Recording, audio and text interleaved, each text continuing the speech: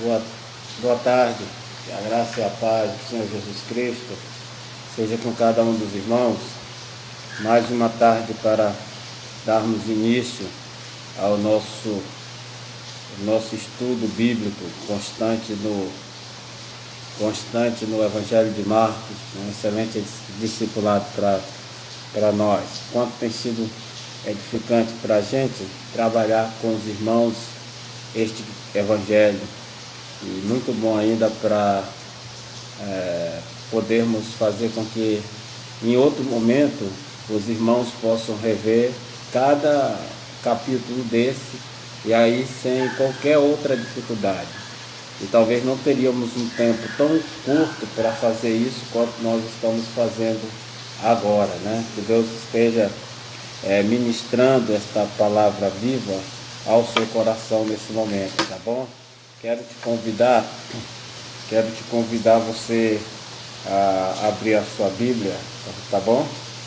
Você abrir aí a sua Bíblia no capítulo 5 do Evangelho de Marcos, tá bom? E você estará conosco, nos acompanhando nesse estudo da Palavra de Deus, tá bom? Convido você a olhar conosco esse estudo. Desde já mantenha a sua Bíblia aberta, tá certo? Desde já mantenha a sua Bíblia aberta no capítulo, e nós vamos dar início ao estudo da Palavra de Deus nesse momento, tá bom? E aí a gente vai assim acompanhando os estudos. Sejam bem-vindos, irmãos, a irmã Isa e o irmão Ilano, ou a irmã Ibenê, está acompanhando com o celular do irmão Ilano. Sejam bem-vindos, Deus abençoe vocês, tá bom? Então nós temos aí este momento do estudo da Palavra de Deus, tá bom?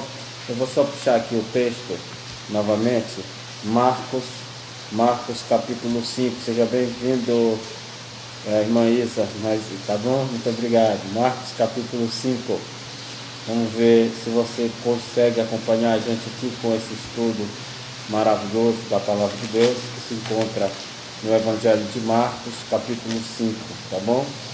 Então nós vamos estudar basicamente o Evangelho de Marcos capítulo 5 nesta tarde, tá bom? Então já passamos aqui com a palavra de Deus aqui conosco, já está aqui, Marcos capítulo 5. O capítulo 5 nós vamos ter basicamente somente dois parágrafos, né? Muito bom por isso, porque é um capítulo pequeno, nós vamos ter poucos parágrafos nele aqui, mas compensação, esses parágrafos são longos, né? Então vou trazer bastante orientação para nós que vamos estar agora nesse momento. Vamos orar, agradecendo ao nosso Deus pela sua imensa bondade e pela sua preocupação conosco nesta tarde. Pedir a Deus que Deus nos fortaleça e nos dê a compreensão de tudo que iremos fazer agora nesta tarde. Vamos fechar seus olhos, fale com Deus nesse momento. Vamos pedir a Deus a sua orientação. Vamos lá. Pai Santo e maravilhoso Deus, em nome do Senhor Jesus, te agradecemos pela tua bondade e pela tua misericórdia em nossas vidas. Pedimos, Senhor, que tu venhas conduzir cada vez mais a vida dos teus filhos diante de tua presença. Te agradecemos por esta oportunidade maravilhosa que temos de estarmos aqui, meditando na tua palavra, podendo crescer cada vez mais nela e assim entender os teus propósitos, no nome daquele que vive e reina para todo sempre. Amém, amém, amém e amém. Seja bem-vindo, irmã Ana Paula, Deus lhe abençoe, tá bom? Seja bem-vinda, tá bom? Deus lhe abençoe e continue abençoando a sua vida, tá bom? Então nós vamos estudar o capítulo 5 de Marcos, né? E vamos estar aqui tirando as orientações da palavra de Deus, tá bom? Marcos capítulo 5, o primeiro parágrafo vai do verso 1 ao verso 20. Então a gente vai devagarzinho dando como são 2 parágrafos, podemos dissecar esses parágrafos lentamente e podemos assim indo compreendendo ele bem melhor. Só reforçando a ideia de que nós temos falado para vocês, é de que Jesus tem 4 anos de ministério, tá? Então, 3 anos de ministério. O primeiro ano é chamado ano da preparação, que é quando Jesus Cristo é batizado, e aí a gente já passou desse ano de preparação. O segundo ano do ministério do Senhor Jesus Cristo é o ano chamado da popularidade. É bom que vocês entendam essa passagem, porque é neste ano de popularidade. Seja bem-vinda, irmã Kerly, né? Seja bem-vinda. Então, é nesse ano de popularidade que o ministério do Senhor Jesus Cristo passa a ser conhecido por vamos dizer assim, por todo o mundo antigo. Então, pessoas vêm de todos os lugares atrás de Jesus para poder estar conhecendo, para poder estar recebendo a cura. E nós temos também uma outra dinâmica que é interessante a gente poder visualizar, é que nesse ministério do Senhor Jesus, ele trabalha nos 3 ministérios, 3 anos de ministério, ele vai trabalhar exatamente com 2 grupos, né? Um grupo que ele vai estar trabalhando é o que nós chamamos dos discípulos de Jesus, aqueles que ele chama para próximo de si, aqueles que vão andar com ele. E aí nós precisamos estar atento a isso. Como Jesus se direciona aos discípulos e como Jesus se direciona à multidão. Seja bem-vindo, irmão Massal, seja bem-vindo, meu irmão, Deus lhe abençoe. Seja bem-vindo, irmã Angélica, tá? Que Deus abençoe vocês, que Deus ajude. Então, nesses 2 anos esses 3 anos de ministério, o Senhor Jesus Cristo vai trabalhar com esses 2 grupos, e é interessante que a gente possa visualizar esses 2 grupos. Só que um ele trabalha próximo e o outro ele trabalha já distanciando. Então, Jesus tem 3 anos de ministério, e é bom que a sua cabeça coloque esses 3 anos, ano de preparação, ano de popularidade e ano da paixão. Nós já estamos no ano da popularidade. Jesus trabalha com seus discípulos, Jesus conhece os seus discípulos, Jesus está atuando com esses discípulos. Então, na verdade, é importante que a gente possa compreender isso. Jesus vai estar atuando fortemente com os seus discípulos. Então, Jesus tem os seus discípulos e os seus discípulos vão estar com ele.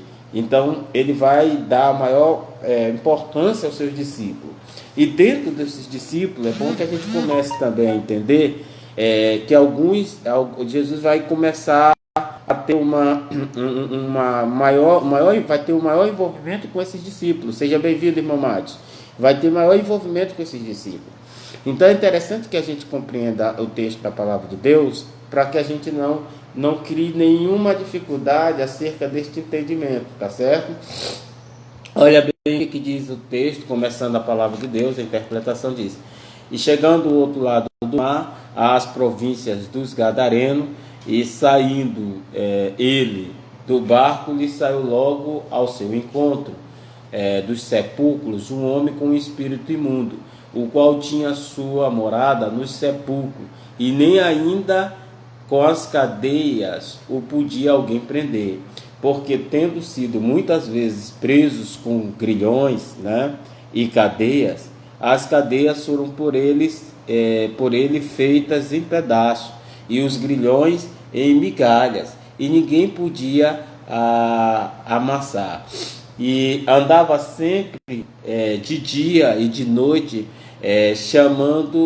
clamando pelos montes e pelos sepulcros, e ferindo-se com pedras. Então, nessa primeira passagem, ele denota a situação. Jesus pede, no capítulo anterior, Jesus vai pedir que os discípulos deixem sempre em volta um outro barco, né? E um barquinho. E aí ele entra no barco com os discípulos, vem aquele momento de tempestade no capítulo 4, e agora quando ele passa para o outro lado, Jesus Cristo agora vai encontrar este homem, que era um homem que estava endemoniado, né? Então, a missão do Senhor Jesus Cristo estava sendo completa, ele estava buscando atender. Veja como é uma coisa interessante. Muitas vezes, a gente aqui é uma lição que esse texto dá. Esse homem estava cheio de problemas, cheio de chagas, cheio de mazelas, mas mesmo assim, o que a palavra de Deus mostra para a gente? Que Jesus tem preocupação com cada uma das pessoas. Então Jesus teve preocupação com esse homem que estava passando por essas situações e por essa dificuldade. O homem que se feria com pedras, um homem que tinha uma vida toda, vamos dizer assim, miserável, um homem que era possuído pelos demônios e estava ali. E Jesus se dirigiu para essa região, para cuidar deste homem. E quando, vamos verso 6, e quando viu Jesus ao longo, correu e o adorou. Quer dizer, o próprio demônio tem essa atitude diante de Deus. Ele o adora, porque ele sabe que Jesus é Deus. Ele sabe que Jesus vamos dizer, o aspecto divino presente na sua personalidade. Então não tem como uma pessoa, na sua essência, não conseguir enxergar a divindade do Senhor Jesus Cristo. Isso é uma coisa muito importante para aquele que está fora do reino, para aquele que não tem Deus. Ele tem que observar e ele tem que entender que Jesus tem essa essência divina.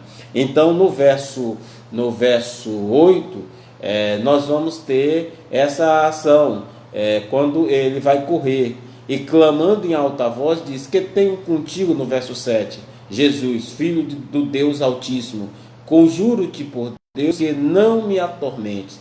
A visão, seja bem-vinda, irmã Diana, a visão que eles têm é exatamente essa, é a visão de que a igreja, ela vai atormentar quando o demônio está no ambiente. Ele sabe que algo é de Deus, uma obra é de Deus, um projeto é de Deus. O inimigo ele não quer ali deixar que aquele projeto persista. Então ele sabe que ele vai ser expulso, ele vai ser retirado daquele lugar. Ele sabe que Deus vai estar agindo com poder e glória na vida daquelas pessoas que estão endemoniadas. Então geralmente as pessoas não querem, elas não querem que o Senhor Jesus Cristo tenha acesso a essas pessoas. Então o demônio faz questão de permanecer presente naquele corpo, de permanecer naquela vida. Então você percebe que a palavra de Deus está mostrando isso. E perguntou-lhe: qual é o teu nome? E lhes respondeu dizendo: Legião é o meu nome, porque somos muitos. Essa palavra legião, ela de fato, ela vai estar indicando para a gente que legião é uma quantidade de demônios que vão estar em torno de 12.000 demônios, né, que vão estar sobre aquela pessoa. Então quando ele diz legião, eu vou até corrigir essa quantidade, porque eu não sei se é exatamente 12.000, mas é uma quantidade absurda de demônios. Então vamos dizer assim, para mais na frente você pesquisar, mas eu creio que seja em torno de 12.000 demônios. Então por isso, para não ficar algo registrado equivocadamente, você pode fazer essa correção. Mas a ideia é que a quantidade de demônios que está sobre aquele homem é absurdamente grande, é uma quantidade absurda. Então Jesus sozinho vai ter autoridade, de expulsar esse demônio. E perguntou: qual é o teu nome? Respondeu dizendo: Legião é o meu nome. Esse termo é a ideia de exército. E aí é que você possa entender que a nossa luta não é contra a carne nem contra o sangue, mas a nossa luta é contra os poderes da região espiritual da maldade. Então o texto deixa muito claro, seja bem-vindo, Aida Lúcia. Então deixa muito claro para nós que a nossa luta, a nossa guerra espiritual é com o exército exército maligno. Então nós temos que ter muito cuidado com quem nós estamos guerreando. É preciso saber dentro da palavra de Deus o que é que ele faz. Não é estudar ele lá fora, mas dentro da palavra de Deus. Ele não tem poder nem autoridade sobre as coisas de Deus. Ele tem talvez autoridade sobre a nossa vida pessoal, mas sobre aquilo que é de Deus, ele não vai ter autoridade. Então ele tem poder sobre a vida pessoal daquele gadareno, mas ele não tem poder sobre as coisas que são de Deus. Então logo aí dá para você tirar como lição que você faz parte de um outro exército.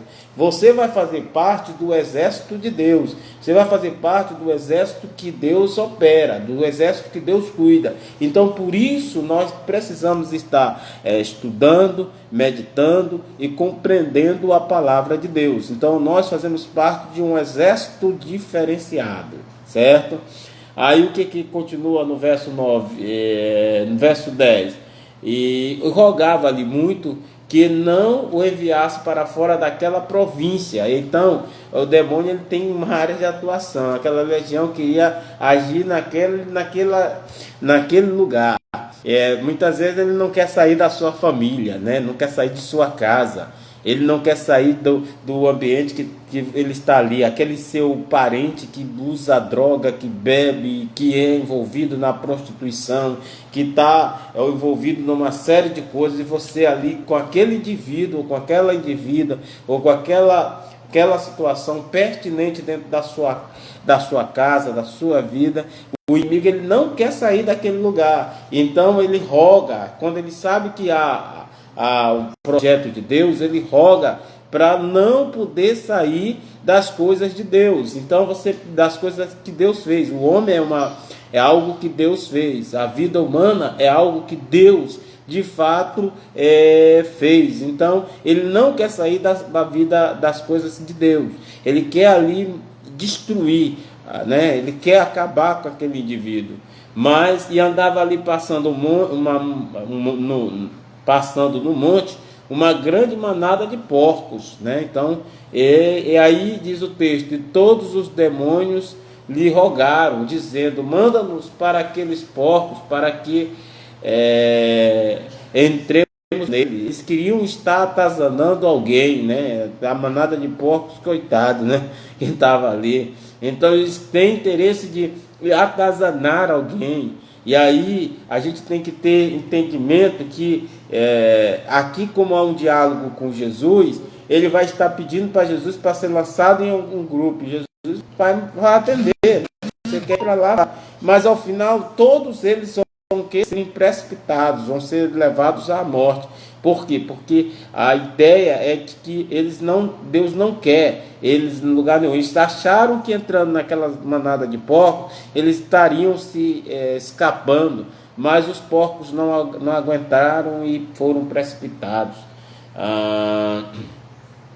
E Jesus lhe permitiu, e saindo daqueles espíritos imundos, entraram nos porcos, e a manada se precipitou por um despenhadeiro no mar, né? E eram quase 2.000, só para você ver, e afogaram-se no mar. Então eram 12.000, vamos dizer que fosse 12.000, em 2.000 porcos, cada porco ainda recebeu um pouquinho. Quer dizer, aquele homem sozinho estava com aquele horror de demônio sobre a vida dele. Um homem sozinho estava com horror de demônio sobre a sua vida. Seja bem-vindo, irmão Ionildo.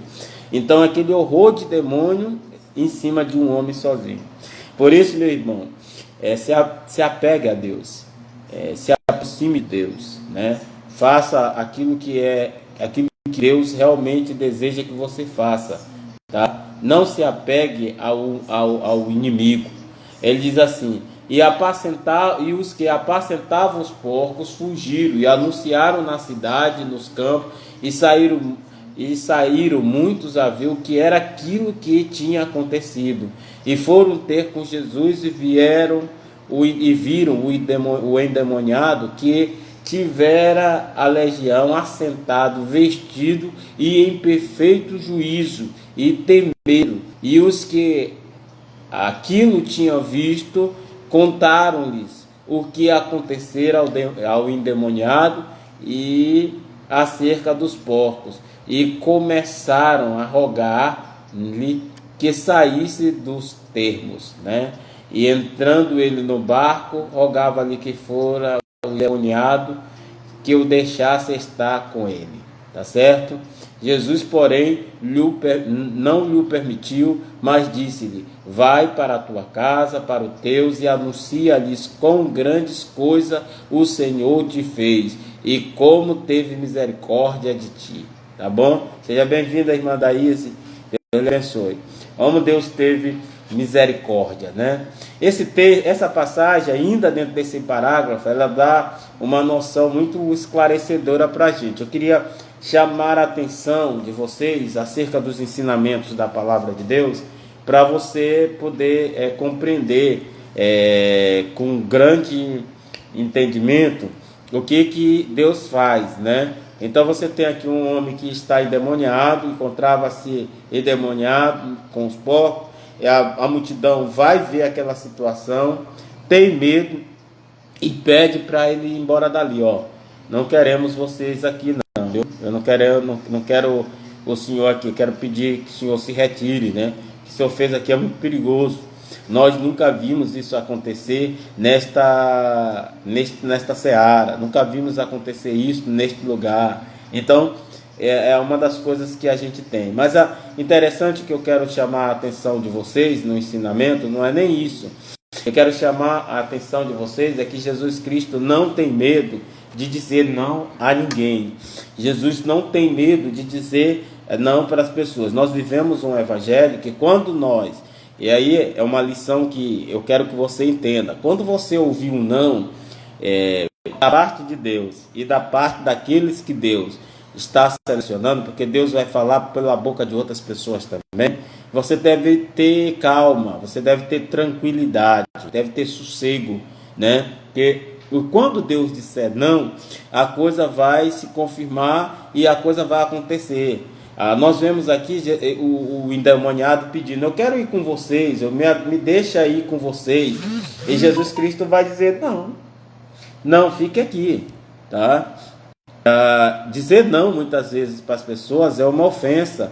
E na verdade eu quero te convidar a, quando receber um não, entender os motivos necessários daquele não, entender por que não. Muitas vezes Deus fala com a gente de 3 modos: de sim, não e espera. Então Deus muitas vezes, o espera muitas vezes para a gente é entendido como não. E no caso desse endemoniado, ele queria ir. Jesus já tinha escolhido os seus discípulos, ele quis aqueles 12, então não havia lugar para mais ninguém ali. Aqueles discípulos que Jesus estava trabalhando, não havia mais lugar. Ele não iria começar uma nova jornada com um discípulo que ele estava, né, depois da nomeação dos 12, acabou. Eu já nomeei esses 12 é que vão estar comigo. Esses 12 que estão trabalhando comigo, esses 12 vão estar nesta caminhada. Então Jesus não está preocupado em querer aumentar ou ter multidão, ele está preocupado em preparar aqueles discípulos que ele tem, e esses discípulos que Jesus tem, esses discípulos é que vão estar, na verdade, se fortalecendo. Então, na verdade, Jesus está andando com seus discípulos, esses que estão no barco, esses que cabem no barco, esses sim. Então, trazer mais alguém para dentro do barco de Jesus já não era a vontade de Jesus, e Jesus não tem nenhuma falta de nenhum medo em dizer não. Então Jesus Cristo é não, pronto, acabou, e não sai machucado, não sai ferido. E na nossa cultura nós temos medo de dizer não para as pessoas, porque a gente acha que se nós dissermos não, nós vamos estar ferindo aquelas pessoas, né? E as pessoas que estão à nossa volta, tá certo? E aí esse parágrafo, ele vai se encerrar dizendo assim: e ele foi e começou a anunciar em Decápolis quão grandes coisas lhe fizera, e todos se maravilhavam. Então, os ministérios são distintos, meu amado. Aprenda isso. Os ministérios que Deus dá para cada um são distintos. Você não precisa estar no barco junto com Jesus, mas você precisa entender que o ministério que Deus te dá é exclusivamente para você, meu irmão. O ministério que Deus dá a você é seu. Aquela peculiaridade que Deus dá para você é sua. Não queira ser um cantor se você não tenha talento. Não queira fazer aquilo que Deus não lhe deu, né? Então, aprenda a fazer aquilo que Deus realmente te dá. Então, muitas vezes nós temos uns sentimentos meio equivocados na obra de Deus, que a gente muitas vezes quer fazer o que o outro faz. Mas, meu irmão, descubra o que Deus quer que você faça. Descubra o que Deus está te dando. E é necessário que você comece a compreender isso, e isso vai edificar muito mais a sua vida. Então, esse homem foi para Decápolis fazendo, e a obra ali foi. Então, o ministério é diferente. Então, se você tem um encontro com Jesus, e Jesus te chama, e que Jesus, você tem um impacto de Cristo na sua vida, busque descobrir o que Deus quer pela sua vida fazer dentro do reino de Deus. Então você precisa reconhecer isso, e muitas vezes na obra de Deus nós temos a visão, as pessoas têm a visão equivocada e errada, né, acerca do ministério de Deus, e acaba entendendo a coisa meio que equivocada, não tem o discernimento da vontade de Deus, do entendimento da vontade de Deus. Então, há esse mistério. Deus tem algo especial para você. Então, você descubra aquilo que Deus quer fazer por sua vida no seio da igreja. Então, pode ser coisas tão simples, mas que vai ser muito mais edificante para você do que coisas tão espetaculares que não venha edificar você. Então, muitas vezes você tenta... eu quero... É claro que pregar é para todo mundo, viu? Não vai achar que pregar é só para um, para todos nós. Mas eu quero ser um pastor. Talvez você não vai desempenhar esse papel tão bem, porque Deus te chamou para você ser, sabe o quê? Não um pastor, mas um missionário. Talvez Deus chamou você para ser um líder de louvor. Talvez Deus chamou você para você ser um discipulador, alguém que cuida de vidas dentro da igreja, que acolhe, discipulador a um, talvez um discipulador de grupo, um evangelista, né? Às vezes você não sabe a distinção de um evangelista para um pastor. Evangelista é aquele que prega para multidões, e quando ele prega, a multidão se converte. Entendeu? Então é interessante a gente poder entender isso. Um evangelista, ele tem essa notoriedade nesse sentido. Então muitas vezes você quer ser um evangelista, não consegue. Quem é um missionário? Essa é uma pergunta do Madison. Missionário, Madison, é aquele que tem o amor pela obra de Deus, que em vez de ficar pregando só aqui num lugar, né, numa localidadezinha fechada, ele sai e vai abrir projetos missionários, aí abrir igrejas, levar a palavra de Deus, é quase um pastor. E ele vai levar a palavra de Deus em outras localidades. Por exemplo, quando você tem um pastor, geralmente ele chega numa igreja local, e ele fica numa igreja local. Tem pastor que fica a vida dele inteira, ou então até quando Deus está chamando. Mas aquele que tem uma visão missionária, não é essa função aí pastoral que ele vai exercer. É um pastor, mas ele vai exercer a visão missionária da seguinte forma, irmão Matos. Ele vai buscar estar indo naquelas localidades onde não há a pregação do evangelho, e naquela localidade ele vai abrir um ministério até achar que está ali estruturado. Quando tiver estruturado, ele pega as suas coisas e vai para um outro local onde não tem a palavra de Deus, e ele assim vai abrindo. Ele não fica preso a um local, ele fica preso a uma missão local até um determinado tempo, para que dali ele vai para uma outra localidade, para uma outra região, fazer assim a obra de Deus. Então é muito interessante ter essa visão missionária, e essa é uma coisa que a igreja também tem que se preparar. A igreja tem que investir com a obra missionária. Quando nós temos missionários que nem sempre são pastores, mas são homens de Deus que querem abrir a obra, iniciam projetos de Deus em determinadas localidades, fazem a obra de Deus acontecer, estão ali, né? Chega ele, muitas vezes, só ele e sua família numa localidade, não tem um cristão naquela cidade, e ele chega sozinho com sua família e lá implanta um projeto de Deus. Eu acho maravilhoso quando isso ocorre. Então você sai com esse entendimento e leva a palavra de Deus. Não está preocupado em engrandecer o seu nome, mas está preocupado em levar a palavra de Deus para aquelas pessoas que não conhecem Jesus e assim aceitam o Senhor Jesus Cristo, e aí a obra de Deus venha a estar fluindo ali. Vamos para o nosso próximo parágrafo, né, que é para a gente não perder muito o tempo. O segundo parágrafo é a cura da filha de Jairo, começa no 21 e vai terminar no último versículo, tá certo? O que ele vai dizer? Diz assim, 21: E passando Jesus outra vez no barco para o outro lado, ajuntou-se a ele uma grande multidão, e ele estava junto ao mar. Então veja bem, junto do mar, Jesus agora ele vai, atravessa, e agora ele volta de novo para o outro lado, né? Aí diz: E eis que chegou um dos principais da sinagoga, um líder religioso. Boa tarde, irmã Cristiane, Deus lhe abençoe. Um dos que líder das sinagogas, né? E aí diz: E eis que ajuntou um dos principais da sinagoga, por nome Jairo. Esse é um milagre que Deus vai fazer na filha de Jairo. E vendo-o, prostou-se aos seus pés. Então Jairo reconheceu em Jesus, em que Jesus, ele é exatamente, tem essa autoridade sobre as vidas e sobre aquelas pessoas que estão sob pressão. Aí pode ser endemoniado, pode ser morte, ele faz a obra dele, né? E rogava-lhe muito, dizendo: Minha filha está morta, rogo-te que venhas e imponha as mãos para que sare e viva, né? Então, a primeira coisa que Jairo nos dá como lição é que quando nós tivermos naquelas situações que nós não temos condições de resolver, meu amado irmão, em vez de você colocar na mão de qualquer um, coloque nas mãos de Deus. Essa é a coisa que Jairo está nos ensinando.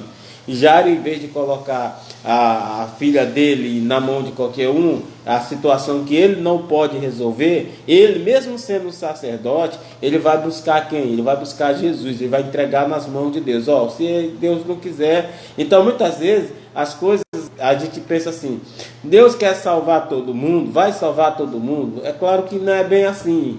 Deus quer salvar, já direcionou a salvação para algumas pessoas, mas nesse contexto aqui, nós temos que colocar na mão do Senhor Jesus Cristo, porque a última palavra é do Mestre, né? A gente canta muito isso. A última palavra é do Mestre. O Mestre é Ele que vai dar a última palavra. Então, boa tarde, minha irmã.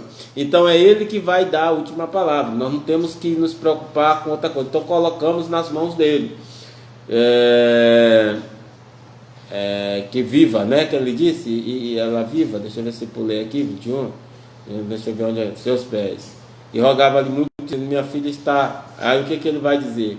E rogava-lhe muito, dizendo: Minha filha está à morte. E rogo-te que venhas e imponha as tuas mãos para que ela sare e viva. E foi com ele e seguiu uma grande multidão, multidão seguindo Jesus. Seguia com ele uma grande multidão que o apertava. E certa mulher que havia 12 anos já tinha um fluxo de sangue e que havia padecido muito com muitos médicos e despendido tudo que tinha, tá certo? A mulher já tinha gastado tudo que tinha. Tudo que ela tinha, ela já tinha despendido, já tinha gastado tudo que tinha.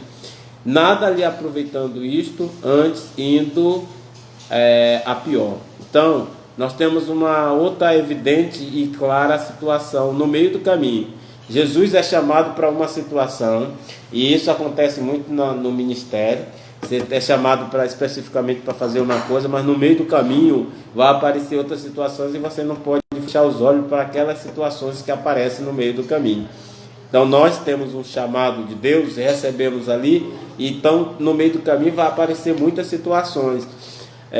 Muitas vezes, deixa eu dar uma clareza para você de uma situação assim que nós precisamos entender. Muitas vezes nós somos muito individualistas e achamos que nossa causa é a principal. o mais importante é nos atender. Mas muitas vezes, no meio do caminho, nós temos que atender outras pessoas que chegam e que estão precisando. E Jesus vai fazer o quê? Ele vai atender primeiro essas pessoas e no meio do caminho ele vai te atender, mas no meio do caminho vai atendendo primeiramente outras pessoas que precisavam estar naquele meio do caminho exatamente para receber a cura, para receber a bênção. E essa mulher, ela já tinha gasto tudo, não tinha outra solução. Novamente volta aqui, não tem, é a mesma situação de Jairo. Não tem mais condição, os médicos não dão jeito, ninguém dá mais jeito, não existe outra situação. Eu devo me apegar a quem? A Deus. Aí se Deus resolver, se Deus não quiser resolver, a gente vai entender que é a soberania dele. Mas a última solução é do mestre. Aí o que a mulher já tinha despendido tudo que tinha, né? Todo o seu dinheiro, toda sua fortuna, né? Deixa eu ver aqui. É porque andou um pouquinho a mais, tá? Deixa eu só voltar aqui para mim poder tá?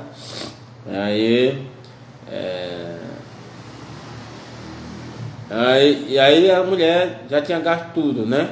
Aí, ouvindo falar de Jesus, veio para detrás, entre a multidão, e tocou na sua veste. Então a mulher vai lá e toca na sua veste, porque dizia: se eu tão somente tocar as suas vestes, sararei. Deixa eu dizer um negócio. Olha, e logo lhe secou a fonte do seu sangue, e sentiu-se no seu corpo estar já curada daquele mal. E logo Jesus, conhecendo que a virtude de si mesmo saíra, voltou-se para a multidão e disse: quem me tocou, né, nas minhas vestes? Jesus faz essa pergunta, né? E disseram-lhe os seus discípulos: vês que a multidão te aperta e dizes tu: quem me tocou? Aí ele olhava em redor para ver a que isto fizera. Então a mulher, que sabia que ele tinha acontecido, temendo e tremendo, aproximou-se e prostou-se diante dele e disse-lhe toda a verdade. E ele lhe disse: filha, a tua fé te salvou, vai-te em paz, tá? E ser curada deste teu mal, tá bom? Então veja bem aqui, ó. Eu quero, aqui nessa passagem, ela tem uma sutileza muito impressionante, essa passagem. Qual é a sutileza dessa passagem? Vamos pegar aqui, pastor Erbson pega um lencinho, e aí passa lá, você pega o lencinho, aí, fui curado no lencinho do pastor Erbson. Então, o pastor Erbson agora tem o lenço do pastor Erbson, a sua nariz, aí você vai, não. Meu amado irmão, Jesus, ele vai tirar desta situação, ele vai mostrar nesta situação, né? A irmã Isa botou, e muito lindo esse texto, ele vai tirar desta situação que a mulher poderia ter botado o foco nas vestes do Senhor Jesus. Ela botou o foco nas vestes. Se eu tocar simplesmente na veste dele, eu serei curado. E ela foi curada. E sabe o que Jesus Cristo vai fazer? Jesus Cristo vai fazer o seguinte: quem me tocou? De quem saiu o poder? Aí você diz assim: mas por que Jesus fez isso? Exatamente isso, para que a mulher entendesse que não tinha sido as vestes que tinha curado, mas o poder saiu de quem? De Jesus. O poder está nele. Então não posso colocar, mesmo que eu veja um copo com água, eu não posso botar a minha fé naquilo, ou num lenço. A fé tem que ser direcionada exatamente a Cristo, a que pode ter sido o meio utilizado, né? A mulher imaginou: se eu tocar nas vestes dele, serei curado. E foi realmente, e tocou. Mas Jesus vai mostrar que aquela pessoa é importante. Nós somos importantes diante da necessidade que muitas vezes nós temos. Então Jesus, ele quer que a gente se dirija a ele e não às suas vestes, ao seu papel. Então ele mostra que aquela mulher é realmente importante. Então é importante a gente entender. Veja bem, você pode olhar assim algumas coisas que vão contrário à palavra de Deus. A pessoa primeiro tira o foco de Jesus, coloca nele próprio, depois coloca o foco em pequenas coisas que não tem nada a ver, leva o povo a confiar naquelas pequenas coisas, no copo, com água e uma série de coisas. E é lógico que a pessoa que está tão necessitada, está tão dependente, ela vai acabar achando que realmente é nas vestes que está o poder, se eu apenas tocar. Se Jesus tivesse deixado aquela mulher ir, sem perguntar quem me tocou, e os seus discípulos disseram, mas dessa multidão te aperta e tu pergunta quem me tocou, aquela mulher, e todas as outras igrejas que viessem posteriormente, ia ter argumento de dizer, ó, esse panozinho aqui cura, esse pedaço de pano aqui, esse pedaço de papel, essa madeira aqui cura, esse pedacinho de terra, esse pouquinho de água. Aí é interessante você entender que Jesus Cristo está mostrando que o poder não flui de pano nenhum, o poder flui dele, o poder é dele, ele flui o poder. E ele se interessa pelas pessoas. Jesus olha para as pessoas. Jesus está preocupado com as pessoas em si. Ele não quer deixar você no erro. Ele quer tirar você do erro. Se você está no erro, Jesus te oferece a clareza para você poder entender que ele não se apega ao erro. Então, o erro não faz parte de Deus. Então, Deus não quer que você esteja apegado a um pedaço de pano, a um pedacinho de papel. Então é um texto que é lindo, porque realmente mostra com clareza o que Jesus Cristo está olhando para mim, para você, está olhando para uns pobres coitados que necessitam ser curados. Ele tem misericórdia dessas pessoas, e quando as pessoas colocam o seu entendimento no lugar errado, ele tem que tirar esse entendimento equivocado, ele tem que tirar. Então os seus discípulos não entenderam porque não estavam vendo a situação, mas ele, como Deus, quis mostrar que aquela mulher era uma mulher normal e que precisava adorar o Deus certo e colocar a sua fé no lugar certo e andar no entendimento correto. Essa que é a grande expressão desse texto, dessa passagem. Por isso que é bom, eu olho que a gente não teria, meus irmãos, a possibilidade de ter um discipulado desse durante uma semana, né? A gente já está no capítulo 5, e você vê no capítulo 5 a grandiosidade de uma passagem como essa, né? Você vê como Deus vai mostrando para a gente, né? A tua fé te salvou. E estando ele ainda falando, chegaram alguns dos principais das sinagogas a quem disseram: a tua filha está morta. Trouxeram notícia ruim, né? Para que enfadas mais o mestre. E Jesus, tendo ouvido estas palavras, disse ao principal da sinagoga: não temas, crê somente, tenha fé. Então, muitas vezes, a gente está querendo levar a nossa família até Deus. Tem gente que diz: para que tu incomoda, né? Por que tu está criando essa situação? Aí ele vai dizer assim: não temas, tenha somente fé. E Jesus, tendo ouvido estas palavras, disse ao principal da sinagoga: não temas, crê somente.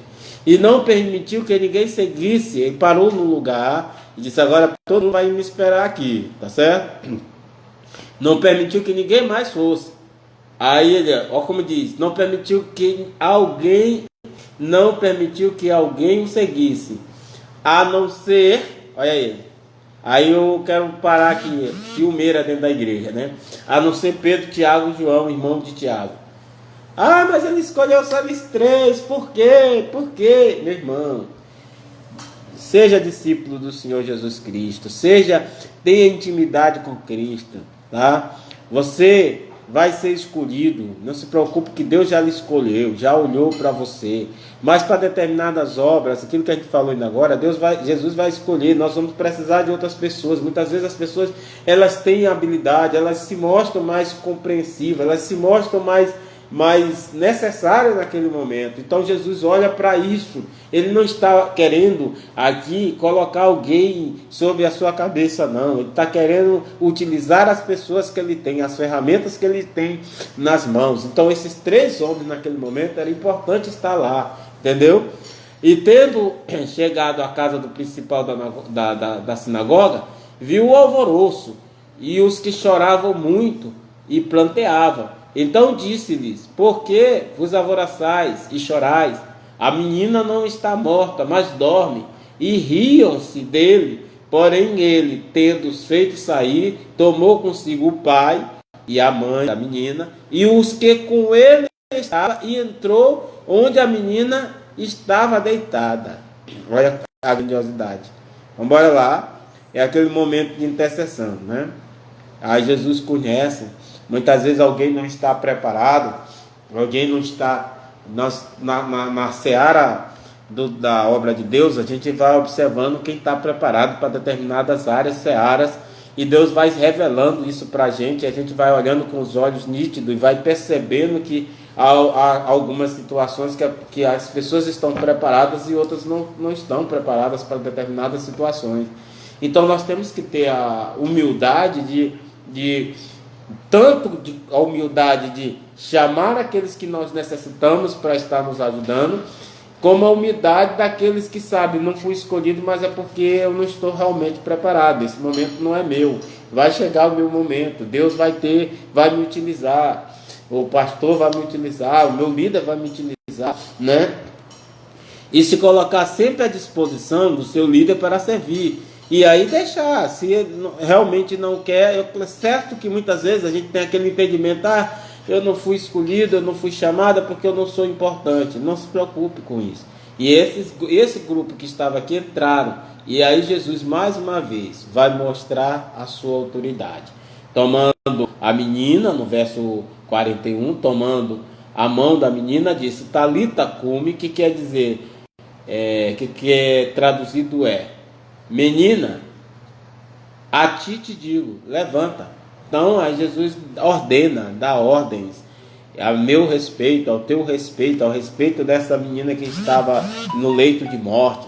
Então a ordem, a última palavra é de Cristo. Mais uma vez aquilo que a gente falou, a última palavra é do mestre, né? A gente poderia estar com essa músicazinha aqui no fundo hoje, porque a última palavra é sempre de Deus, a última palavra é dele, ele que é o médico dos médicos, o Senhor dos senhores. Então a gente tem que ter a humildade de deixar Deus agir e reconhecer que esta última palavra sempre será dele. Ele estará no controle de tudo, ele estará ministrando. Então a gente precisa entender e compreender essa dinâmica. A última palavra é dele. E logo a menina se levantou e andava, pois já tinha 12 anos, né, a idade da menina, e assombraram-se com grande espanto, e mandou-lhes expressamente que ninguém o soubesse, e disse que desse de comer a menina. Além disso, dá uma orientação fantástica à menina, ajuda a menina a compreender, a família da menina a compreender essa situação, ajuda, né, retira todos aqueles males entendidos que muitas das vezes nós temos, né? E aí, meus irmãos, terminou o capítulo 5 e agora nós estamos prontos para receber os seus questionamentos, as suas perguntas, né? E aí você vê, né? Mais uma vez eu quero, antes de receber as perguntas, dizer para você que Jesus está num ano... o Ebené, faz favor. Só desliga aqui para mim que já está irritando. Jesus está trabalhando e abre a janela. Jesus está trabalhando, na verdade, o que? Jesus Cristo está trabalhando um entendimento. Você vai ver aí nesse texto, ele vai estar trabalhando exatamente no ano da popularidade, que é o que eu queria dizer para você. Que ano é esse da popularidade? É um ano em que Jesus já está famoso, já está conhecido dentro daquele ambiente. Jesus Cristo as pessoas já estão sabendo ele. Então Jesus, nesse ambiente de popularidade, Jesus vai fazer esses momentos. A procura é muito grande por ele. E aí ele vai ter esses momentos. O que você precisa entender? Nesse ano de popularidade, são 3 anos de ministério, a preparação, popularidade e paixão. Quando nós formos entrar na paixão, eu vou deixar muito claro esse momento. Gente, bem aqui, Jesus começa a entrar no ano da paixão. E é interessante que você visualize e compare o ministério de Jesus Cristo com o ministério de João Batista, né? João Batista também tem 3 anos de ministério. Ele tem a preparação, né? Ele tem a popularidade e ele tem a paixão. Então você tem Jesus e tem João Batista, né? Então o que acontece? É assim, é mais ou menos assim, como estão esses dedos aqui, Quando, para você ver aqui, quando Jesus, vamos botar assim, E aí João Batista aqui em cima, ele está na paixão, está sofrendo. Aí quando João Batista está na popularidade, aparece Jesus. Quando ele vai, está na popularidade, aqui é a popularidade. Quando ele está na popularidade, aparece Jesus na preparação. Os dois dedinhos trocando aqui, né? Aí quando ele vai para a paixão, Jesus vai para a popularidade. Aí tal, aí vai saindo, quer dizer, os 3 anos de ministério de Jesus se assemelham aos 3 anos de ministério de João Batista. Entenda bem o que eu estou falando. Então você tem o quê? O primeiro ano de preparação, aí Jesus é preparado quando se batiza com João. E João já está na popularidade quando ele é batizado. Quando João Batista é preso, Jesus vai... João Batista foi preso. Quando João Batista foi preso, começou a paixão e começou a popularidade. É por isso que João vai dizer assim, vai perguntar para ele se era ele ou se havia de ser outro. Quando João Batista é morto, aí Jesus Cristo entra no ano da paixão. Então a ideia é mais ou menos isso. E descobrir isso no texto, né, Matos? Porque o quê? Né? Não entendi. Agora eu que não entendi. Traduz aí, Matos. Então, na verdade, assim, esses anos querem dizer uma coisa. Preparação é aquele momento que você vamos dizer assim, vai você fazer um concurso, você vai se preparar até chegar lá e receber a sua colação de grau. Aí, quando você está na popularidade, é aquele momento que você é conhecido, você é famoso, as pessoas te procuram, as pessoas estão em volta de ti. Aí ele, por que o nome paixão se ele sofre? Essa ideia de paixão é porque é um termo mais voltado à linguagem do grego, entendeu? Então a gente assim, paixão é um momento de sofrimento. Tudo sofre, tudo fortalece. Vamos lá para Coríntios 13. Então é o ano da paixão, é o ano do sofrimento, é o ano do amor, entendeu? Então ali que vai demonstrar o amor de Cristo pelas pessoas, entendeu? Então essa paixão é exatamente esse sofrimento aí. Então ele entra. E aí é interessante, meus irmãos, que a vida nossa como cristão, ela é assim também. Os mesmos anos que Jesus tem. Você tem o ano da preparação, você tem o ano da popularidade e você também vai ter o ano da paixão, sofrimento, porque nós fazemos parte desse ministério. Então, paixão, a gente está numa igreja, aí tem um momento que você sofre. Agora, só que assim, a gente vai, não quer dizer que sofre, não vai nessa sequência aí que foi a de Jesus, mas nós vamos ter essa sequência, nós vamos ter também esse sofrimento. Muitas vezes sofremos junto com uma família, sofremos junto dentro do ministério. Então, por quê? Porque o ministério não é fácil, por isso que muitas vezes a pessoa diz assim, se eu soubesse que tinha esse sofrimento todo, eu não estaria dentro do ministério. Mas Jesus sofreu muito mais por nós, e nós temos que sofrer pela glória do seu reino, para que o reino de Cristo possa ser conhecido. Mas vamos ter também a popularidade, vamos ter a preparação. Então, essa preparação, ela é muito importante dentro da igreja. A gente prepara, a gente ajuda, a gente se fortalece, entendeu? Então, são esses 3 anos de ministério. Então, preparação, Carol Coutrinho, seja bem-vindo, minha irmã. Preparação, você tem o ano da paixão, da popularidade, e o ano da paixão. Então é muito importante que você, como servo de Deus, saiba distinguir esses anos ao estar lendo a palavra de Deus. Jesus tem aquela multidão toda em volta dele, é popularidade, tá certo?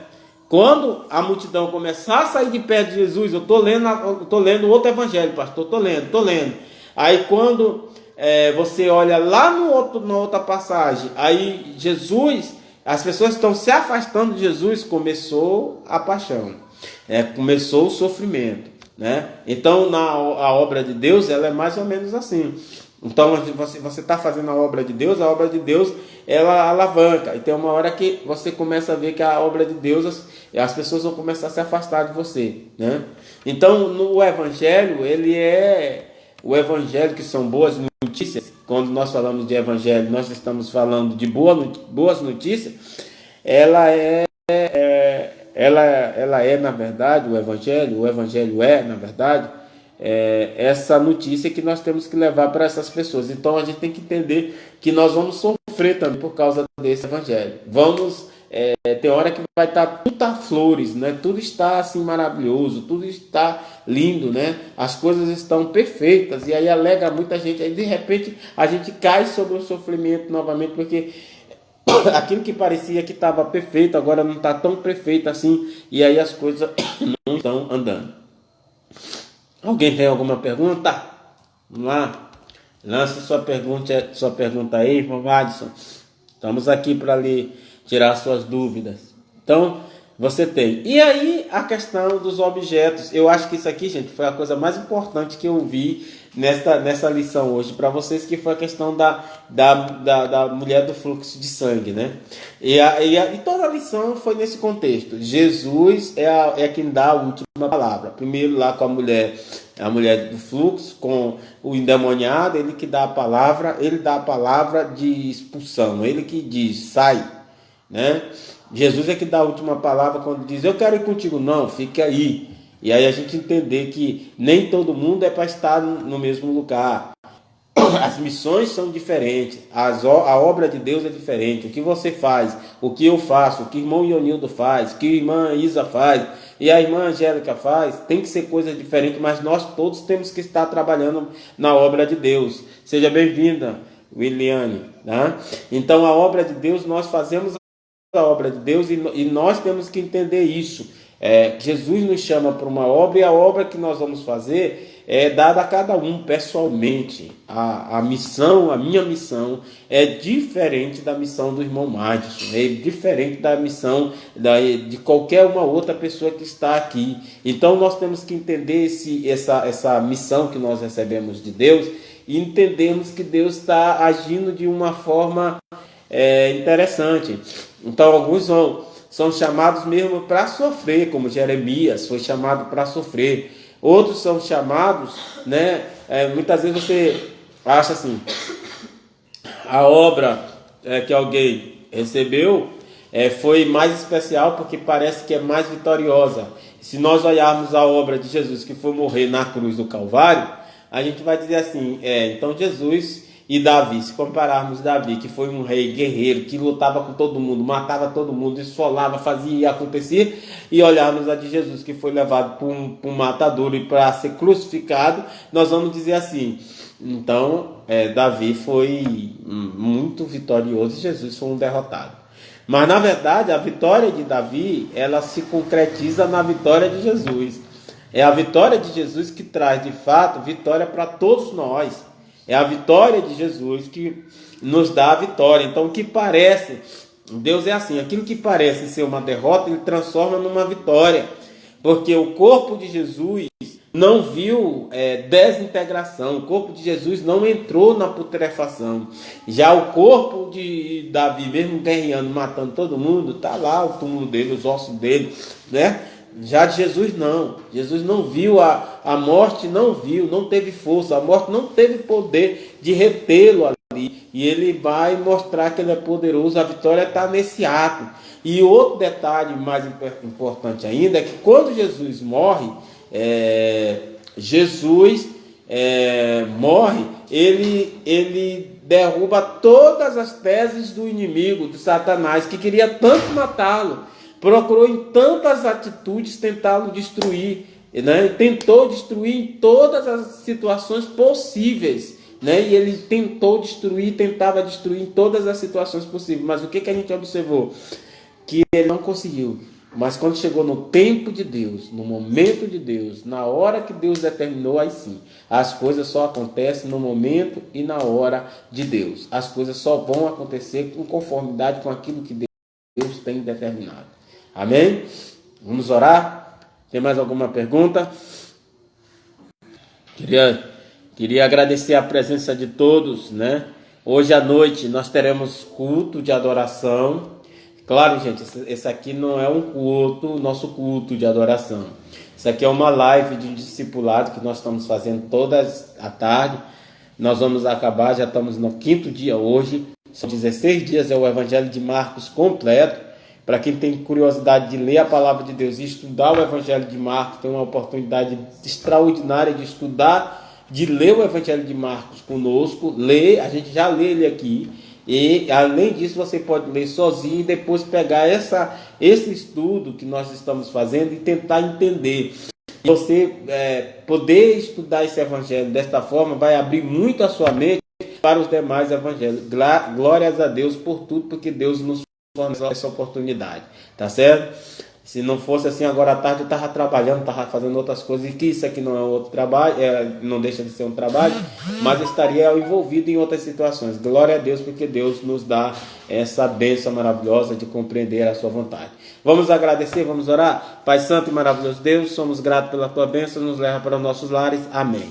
Meus amados irmãos, é porque já está encerrando aqui o nosso momento, mas hoje à noite nós vamos ter o nosso culto, começa às 20 horas, contamos com a sua presença lá conosco. Deus te abençoe, Deus derrame a sua graça e a sua bênção sobre você. Amém, meu irmão, Deus te abençoe, amém.